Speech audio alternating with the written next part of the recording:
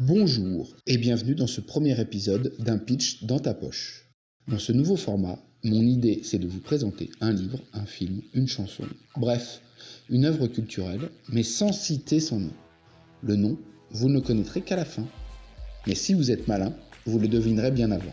J'ai glissé des indices dans mon pitch. Si ça vous plaît, dites-le moi en commentaire ou sur les réseaux sociaux du blog. Ce livre, je l'ai lu quand j'avais 16 ans environ. À l'époque, tout le monde l'avait lu. Enfin, tout le monde disait l'avoir lu, en disant « c'était mieux que le film ». L'histoire, c'est un peu les gilets jaunes avant les gilets jaunes.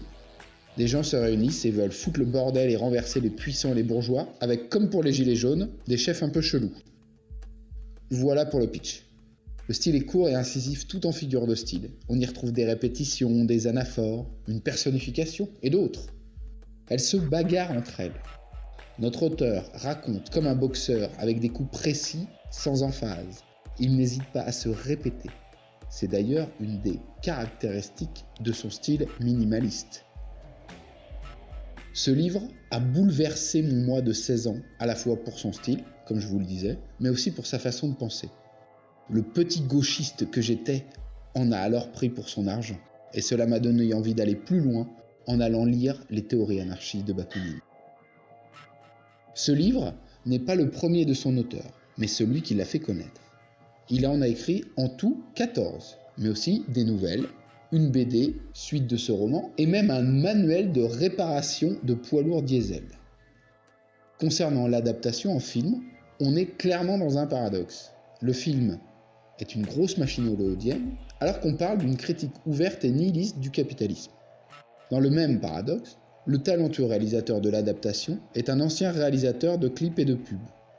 Les acteurs et actrices, cerise sur le pompon, sont des jeunes premiers qui ont fait par la suite une grande carrière. Tout ça pour vous dire que les gens qui ont fait et produit le film ne se baladent pas avec un t-shirt « I love François Ruffin » dans la rue. En fait, c'est Hollywood qui a avalé ce livre pour en faire commettre. Il faut à mon sens le prendre comme ça. C'est un putain de chef-d'œuvre, un putain de film, mais il n'a de subversif que le nom. Et son nom, c'est Fight Club de Chuck Palahniuk. Il a été adapté par David Fincher dans le film du même nom avec Edward Norton et Brad Pitt. C'est la fin de ce premier épisode. C'était Charles pour le blog Another Whiskey for Mr. Bukowski. Je vous dis à très bientôt.